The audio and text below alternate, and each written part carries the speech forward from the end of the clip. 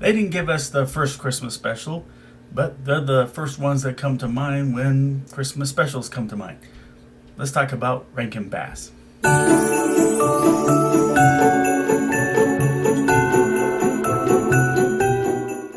Welcome to my channel, KC. That's me, Carrie Chug, the Sledge Storyteller, here to talk about Rankin Bass as good storytellers. Now, over the years, from their inception, I believe in the 50s, Arthur Rankin Jr. and Jules Bass, when they assembled Rankin Bass, they started with Christmas specials. They also did Thanksgiving specials, Easter specials, branched out into such cartoons as Thundercats and Silverhawks, and even movies that made it to theater, Hobbit, Last Unicorn. But they will forever be known primarily for the Christmas specials, and here are my 10 favorite. Number 10, Jack Frost. This is one of several Rankin Bass specials that splices in more than one holiday, so to speak, besides Christmas. This show features Groundhog Day. The most interesting thing about Jack Frost as a character of folklore is that if you ask anyone, is he a good guy or a bad guy, it probably depends on the last movie they had watched that featured him. And that would often be hinged on whether the winter conditions are supposed to be favorable or disastrous to people. In this case, he's a good guy, albeit conflicted. Looking down on the world, he finds himself taken in by a pretty village girl named Elisa, who's dealing with her people being oppressed by the evil Kubla Kraus, who Jack Frost pushes back at times to help the villagers. But Jack's infatuation with Elisa leaves him yearning to be with her, which means that he has to become human and prove himself able to sustain himself as a human. So he becomes human, calls himself Jack Snip, and works as a tailor. That's as far as I go in sharing the plot. Just about all the characters carry the necessary charm that makes them worthwhile in the story. And the use of Groundhog Day as a plot device puts a fun spin on the whole story. Check it out if you haven't already. Number 9, Rudolph the Red-Nosed Reindeer. So here, now I can look past its flaws enough to like it. Those flaws are the Santa jerk and Donner, you should be ashamed of yourself. What a pity. He had a nice takeoff too. And the reindeer jerk moments. Now there's one thing I want to make very plain. No doe of mine is going to be seen with a red-nosed reindeer. But you have to love the heart shown by both Herbie and Rudolph. Likeable Yukon Cornelius and Sam the narrator. Enjoyable songs in addition to the song that the whole story is based on. And the overall story of rising above your difficulties and always moving forward. Number 8, 'Twas the Night Before Christmas. This too has a flaw of having a jerk Santa at times.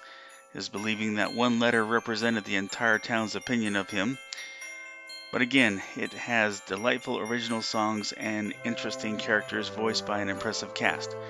The recitation of the classic poem runs beautifully with its depiction of Santa at work on Christmas Eve. One interesting standout factor is that they make the gutsy move of giving Santa a different design, even though it's a familiar design, but they follow the words of the poem to the letter that Santa is a little old driver in a miniature sleigh with 8 tiny reindeer. It has a good redemption arc for Albert Mouse, admirable perseverance by the Trundle family, but the big standout factor, though, is the voice they gave Santa, Alan Swift, who I also enjoyed as the voice of both Captain Cupcake and King Ding Dong in the old Hostess cartoon commercials, but his voice works perfectly with its bellowing depth. Number 7, Frosty's Winter Wonderland. More on the original later. Here's the one other Rankin Bass special with Jack Frost, initially a bad guy jealous of Frosty upstaging him in popularity during the winter season. Frosty returns as promised from his stay in the North Pole to reunite with his kid friends from the first episode.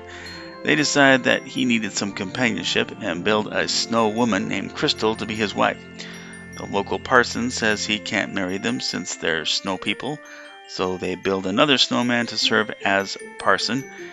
Weird in a fun way, they have their scuffle with Jack Frost, but they reconcile shortly thereafter. Lots of warm holiday flavor continues throughout with fun songs that include a modified version of the Frosty song to include Crystal, narrated by Andy Griffith. It's a true holiday treat. Number 6, The Little Drummer Boy. Doesn't take much to look through to see how much Rankin and Bass liked to adapt Christmas songs into Christmas specials. The drummer boy, named Aaron, brews hatred for humanity after his parents are savagely murdered and moves on with his animal entourage. He finds himself strong-armed by an unscrupulous showman who forces him to travel from village to village to entertain the inhabitants to make the showman rich. Now, if you're familiar with the song, you have a good idea where the drummer boy will ultimately end up and what he'll be doing there. But it's a well-written and warm scene, and besides that, it carries a touching point of how he regains his faith in humanity. Number 5, Rudolph and Frosty, Christmas in July. Perhaps it was inevitable that Rudolph and Frosty would have joined together in one special. This time where Frosty gets to be rendered in claymation rather than 2D animation, as he was in the previous 2 specials. It's got one of Rankin Bass's all-time darkest villains in the wizard Winterbolt, who was told by the genie of the ice scepter of the threat posed against him in his ambitions to take the North Pole from Santa by none other than Rudolph. And here's where the new layer is added. The special takes you back to just a few minutes before the start of the first Rankin Bass Rudolph show, where Lady Boreal, the Queen of the Northern Lights, gives the last of her magic to Rudolph, which gives him the shiny nose, meaning that his power goes beyond cutting through fog. Another subplot is where Frosty, Crystal, and their 2 kids want to be part of a traveling circus. They end up making a questionable deal with Winterbolt to enable them to avoid melting in the summer heat as they travel. So the story probably has the highest stakes out of any of the Rankin Bass specials, and the peril runs very heavy. I won't tell you just how, so go find out if you don't know. Besides the well-written story, it's got impressive names in the cast like Red Buttons, Ethel Merman, and Mickey Rooney as Santa. Number 4, First Christmas, the story of the first Christmas snow. It's got Angela Lansbury voicing it. That should get your attention. Set in 1845 in an Italian village, a nun witnesses a young boy getting struck by lightning and nurses him back to health, only for him to wake up blinded by the lightning. He's welcome to live in the church abbey and has to learn to assimilate with the people around him while being made a part of the church's Christmas pageant. That sums it up all completely. It pretty much goes where you expect it to go, but it has a cover by Angela Lansbury of White Christmas, very well rendered, in a setting almost 100 years before its debut, but it's still a well-used version of it. The pageant itself is well played out and has some other songs that are just beautiful, simple in its story, and that's its charm. Number 3, Frosty the Snowman. So yes, here's the original, because it resonates the most. On the last day of school before Christmas vacation, kids build a snowman. After a humiliated magician tosses his hat away, it ends up in the hands of the kids, who place it on their snowman's head and he comes to life. From there, it's a battle between Magician and Frosty over the hat. The humor is great, the actor Jackie Vernon gives great personality to Frosty, and the Frosty song is well implemented into the story. Not to mention some Hollywood legitimacy with Jimmy Durante as the narrator. Number 2, The Year Without a Santa Claus. So here's another special with Mickey Rooney voicing Santa. Also notable, Shirley Booth as Mrs. Claus. So the story's well known. Santa gets a cold and his doctor tells him that it's because he's overworked from his Christmas Eve deliveries. Then in insult to injury, he tells him he should give up the gig altogether because the world doesn't care about him anymore. This discourages Santa enough to decide to oblige with the doctor's advice, so Mrs. Claus becomes determined to prove that there are people who care. Along the way, we run into an example of the uncaring in the boy Ignatius, and the ones who wish to disrupt everything, the Miser Brothers. The execution and resolution of the plot are both cheesy, but never a problem for those who, like me, love Christmas cheesiness.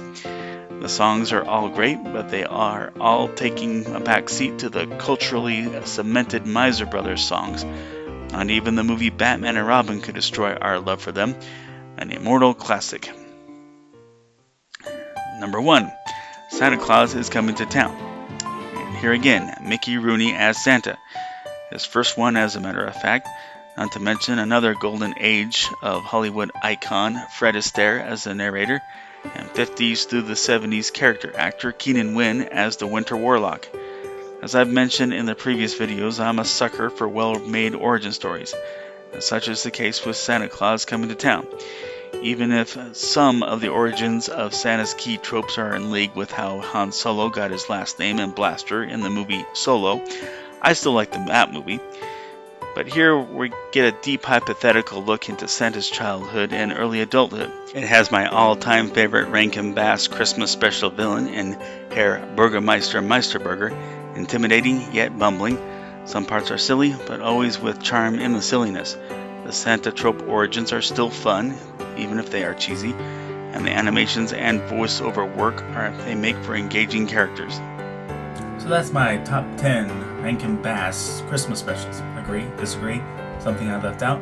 Please let me know in the comment section below. If you like this video, please click like. If you like this channel, please click subscribe or follow me on Instagram.